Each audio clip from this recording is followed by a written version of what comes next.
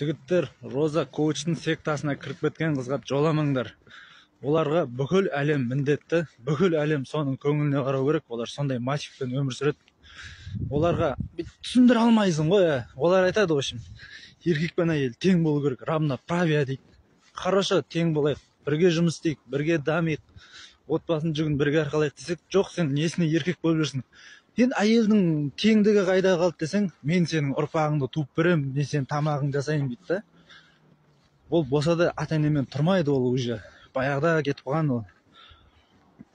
Сен біріншіден біреудің ұрпағын емес, өзіңнің ұрпағың туасың.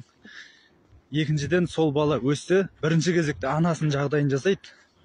Үшіншіден, ертең мысалы ажырасып жатсаң да Құдай сақтасын.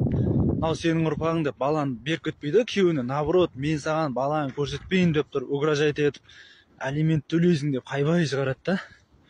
Мысалы, сәл спорт етсең, қазіргі еркектер майдаланып кеткен дейді ғой. Кезіндегі еркектер қандай еді? Мен білетін бойынша, кезіндегі еркектер ішкенде құдық, боқтаған кезде Мұрат Әбілда, әйелін ұрған кезде Майк Тайсон, карта ойнағанда Кимина, сондай еді.